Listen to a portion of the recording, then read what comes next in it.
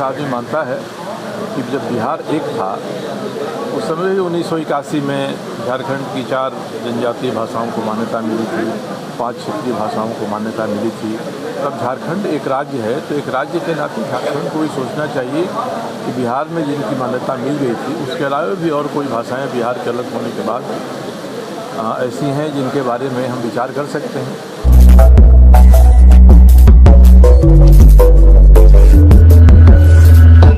देखिए, राज्यपाल महोदय के अभिभाषण में हमें उम्मीद थी कि नीतिगत बातों पर भी जोर रहेगा और यह राज्य आगे बढ़ेगा, किस तरह से बढ़ेगा और उसकी एक दीर्घ अवधि का दृष्टिकोण रहना चाहिए था, एक अल्पकालीन दृष्टिकोण रहना चाहिए था।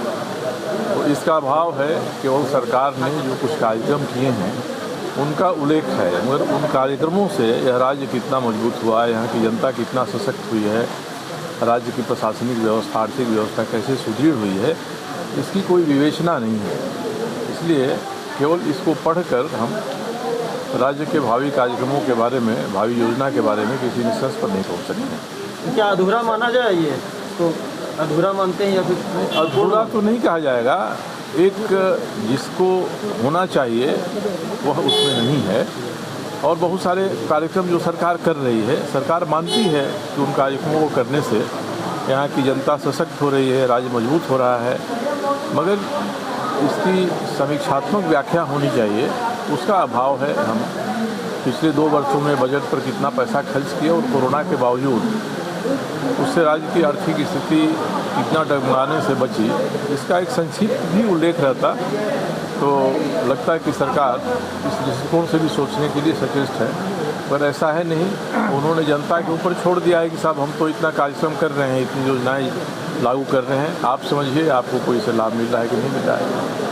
जिस राज्य में भाषा विवाद और स्थगित एक बार फिर से कहीं न कहीं जंग छिड़ा हुआ है, आपका क्या विचार है इस पर? सदन में भी निश्चित तौर पर हंगामा इस बार देखने को मिल सकता है। देखिए, सदन में हंगामा से तो कोई समस्या का समाधान नहीं होगा।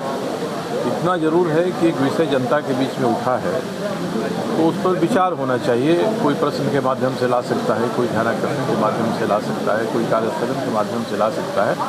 तो दृष्टिकोण ये रहे कि इस पर सार्थक वार्तालाप हो जाए, समस्या को सुलझाने का दृष्टिकोण सभी का रहे तो बेहतर होगा। मेरे जैसा आदमी मानता है कि जब बिहार एक था उस समय 1981 में झारखंड की 4 जनजातीय भाषाओं को मान्यता मिली थी, 5 क्षेत्रीय भाषाओं को मान्यता मिली थी।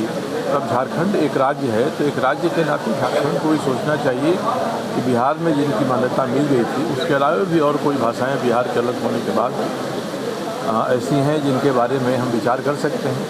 इस राज्य की सरकार ने एक बार विचार किया, दिसंबर में विचार हुआ और राज्य की सरकार ने कहा कि हम भोजपुरी को, मगही को, मैथिली को 2 जिलों में, धनबाद, बोकारो में हम क्षेत्रीय भाषा की मान्यता देते हैं।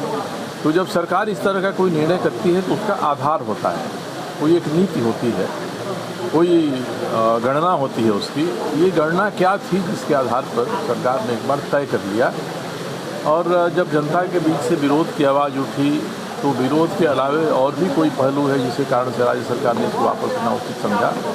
इसके बारे में सरकार को एक स्पष्टीकरण सदन में दे देना चाहिए और भाषा को विवाद का विषय नहीं बनाना चाहिए, संवाद का विषय रहना चाहिए। अच्छा दादा, स्थानीय नीति किस तरह से परिभाषित करना चाहिए? क्योंकि आज सुन के भी सुदेश महतो ने स्टैंड क्लियर किया, खतियान आधारित ही होना चाहिए, साथ में उनका घेराव भी है। नहीं, देखिए, खतियान एक आवश्यक तत्व है स्थानीयता का। 1932 के खतियान से किसी का विरोध नहीं होना चाहिए, मगर बाबूलाल मरांडी जी की जो पहली सरकार थी उसने भी बिहार में जो सर्कुलर श्रम विभाग का था उसके आधार पर एक नीति बनाई थी, तो वह नीति खारिज हो गई। उसके बाद 2 बार 3 बार सरकारों ने विचार किया है। इसलिए अब तक जो विचार हुए हैं उन पर मुख्यमंत्री को चाहिए कि सर्वदलीय बैठक बुला लें और ऐसी नीति बनाएं जो न्यायिक आधार पर भी टिक सकती है। नहीं तो नीति बनाकर उसकी घोषणा करने से कोई लाभ नहीं होगा, अंत में कुछ लोग उससे नुकसान उठाएंगे। ठीक है सर, यूक्रेन में सर बहुत से लोग फंसे हुए हैं सर, इस पर आप क्या कहेंगे? झारखंड में उसके बारे में झारखंड लोगों ने, हमारे कुछ माननीय सदस्यों ने सदन में बात उठाया। भाई यूक्रेन में तो राज्य की सरकार इतना ही कर सकती है कि भारत की सरकार के साथ चिंता व्यक्त कर दे, विदेश मंत्रालय के साथ भी चिंता व्यक्त कर दे, और मुझे लगता है कि सरकार जरूर ऐसा कर रही है।